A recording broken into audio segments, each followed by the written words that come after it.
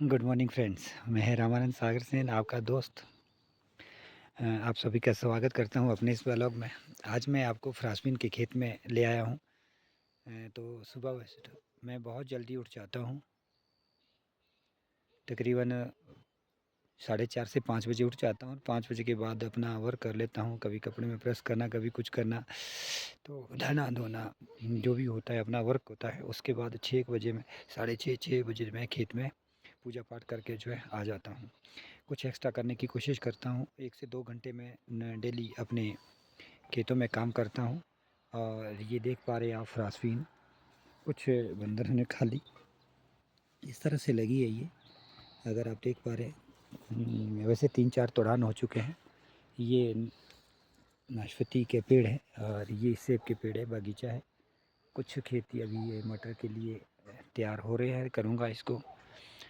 तो सच्ची बात तो ये है कि हमने अपनी लाइफ में घूमा फिरे, बहुत बहुत काम किया, मगर जितना भी काम किया वो अपनी मौज मस्ती के लिए, अपनी ऐशप्रस्ती के लिए किया।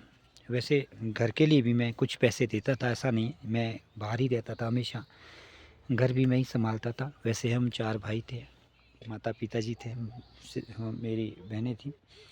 तो ब्रदर तो दूसरी जगह रहते थे, बड़े वाले। छोटे भाई की किसी, अब क्या कहें, डेथ हो गई थी अपने घर के पास ही गाड़ी में।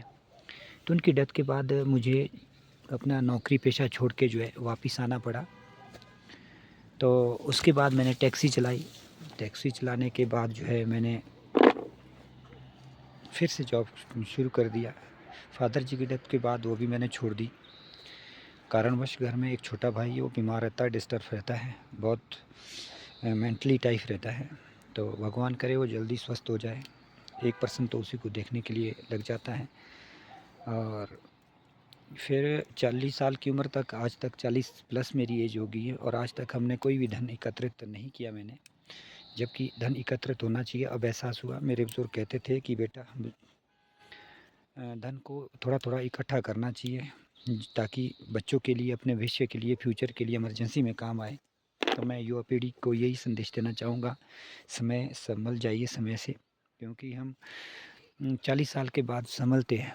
40 साल तक कोई एहसास नहीं होता। हम अपने मौज मस्ती के लिए अपना जो धन करते इकट्ठा करते हैं वो खर्च करना शुरू कर देते हैं, और अपना धन जो है संजोते नहीं है। थोड़ा थोड़ा करके ही सही, बट मगर कीजिए ज़रूर इकट्ठा धन। अगर धन इकट्ठा करेंगे तो मुसीबत में काम आएगा, नहीं तो प्रॉब्लम हो जाएगी। इसका जीता जागता उदाहरण मैं ही हूँ।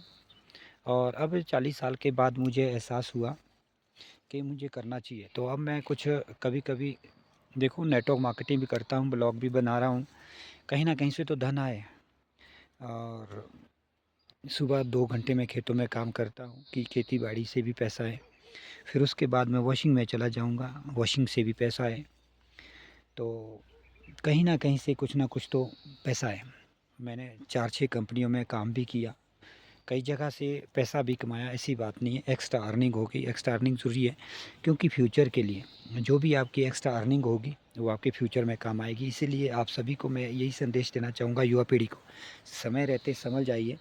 समय रहते क्या होता है कि जो आपकी अभी अर्निंग होगी वो फ्यूचर में ही काम आएगी आपकी। क्योंकि हर इंसान जो है 40 साल के बाद ही संभलता है। 100 में से जो है 5 10 लोग ही ऐसे होंगे जो समय से समझ जाते हैं। मैक्सिमम लोग जो है नहीं संभल पाते हैं। और युवा पीढ़ी को 40 से पहले संभलना चाहिए। हमें धीरे धीरे कोई कुछ थोड़ा थोड़ा अपनी अर्निंग में से धन इकट्ठा करना चाहिए, और फ्यूचर में आपके भविष्य के लिए काम आएगा। हो सकता है बाल बच्चों के लिए अच्छी एजुकेशन वगैरह देनी हो, तो उसके लिए भी एकदम से पैसा कहाँ से लाएंगे। और हर इंसान जो है लोन तले दबा है। लोन एक ऐसी बुरी बीमारी है, क्योंकि हर साल वो लोन लेता है, फिर उसका इंटरेस्ट भी पे करना पड़ता है। जो प्रॉफिट होता हो लोन में चला जाता है। मैंने भी लोन लिया। अब बहुत जल्दी जो है, मैं उम्मीद करता हूँ जीवन में कभी अब लोन भी नहीं लूँगा। जो मेरी एक्स्ट्रा अर्निंग होगी उससे कुछ धन इकट्ठा करूँगा, और धीरे धीरे कुछ जो लोन को क्लोज़ करता रहूँगा। आज 90% लोग जो है लोन के शिकार हैं। जो तो अमीर लोग हैं उनके लोन तो माफ़ ही हो जाते हैं 4-4 5-5 हज़ार करोड़ों के हिसाब से। बट जो गरीब आदमी होते हैं, हम लोग मिडिल मैन से भी जो नीचे होते हैं, उनका लोन तो माफ़ ही नहीं होता। रेयर चांसेस है कि उनका लोन माफ़ हो। तो इसीलिए जो है समय संभल के अभी से फ़ायदा है, धन इकट्ठा करो। धन इकट्ठा करेंगे तो शायद फ्यूचर में कभी लोन लेने की ज़रूरत भी ना पड़ेगी। और धीरे धीरे जो भी अपॉर्चुनिटी आपके सामने आती है, वो हर युवा को करनी चाहिए। अगर कोई नेटवर्क मार्केटिंग करा तो बहुत बढ़िया, नेटवर्क मार्केटिंग ज़रूर कीजिएगा। नेटवर्क मार्केटिंग से साइड बिजनेस हो जाता है। 2-4 लोग आपके साथ जुड़ते रहें, वर्क करते रहेंगे। मिलजुल कर काम करने से आगे पैसे की कमाई। आज का फ्यूचर जो है नेटवर्क मार्केटिंग का, मैं ये कहूँ। और हर इंसान को कुछ ना कुछ एक्स्ट्रा करना चाहिए। भले कोई ना करे, कोई ये नहीं है, अपनी मर्ज़ी है इंसान की। जैसे भी किसी को लगता है कि कहाँ से मुझे अर्निंग आ सकती है, एक्स्ट्रा धन कहाँ से मिल सकता है, वैसे एक्स्ट्रा अर्निंग का मौका नहीं चूकना चाहिए। कि जहाँ से अगर आपको लगता है कि 100-200 रुपये, 500-700 रुपये कहीं से मिल रहे हैं, महीने के 1000 रुपये आ रहे हैं, तो उस काम को करो, पार्ट टाइम करते रहो, आने चाहिए। और वो आपके फ़ायदे की है, लॉस तो नहीं। चाहे मोबाइल का रिचार्ज ही निकले। बहुत सारे लोग तो कंपनीज़ में काम कर रहे हैं, लाखों रुपए महीने के भी कमा रहे हैं। जीते जागते सबूत है। आप देखना, सर्च कीजिए, लाखों रुपए कंपनियों में नेटवर्क मार्केटिंग करते हुए भी। तो पार्ट टाइम कीजिए। मैं सभी युवाओं से कहूँगा कि कुछ ना कुछ कीजिएगा और थोड़ा-थोड़ा धन इकट्ठा कीजिएगा। अगर आपको कोई अपॉर्चुनिटी मिलती है तो उसे एक्सेप्ट कीजिए। नौकरी मिलना असंभव है। नौकरी अब मुश्किल है। धीरे-धीरे टेक्नोलॉजी बढ़ रही है। लोग जो है आज ईज़ी वे ढूँढ रहे हैं। जितना ईज़ी वे ढूँढ रहे हैं लोग कि ईज़ी हो के हमारा काम हो, उसी तरह से जो है हमारी नौकरियाँ भी धीरे-धीरे कम हो रही है।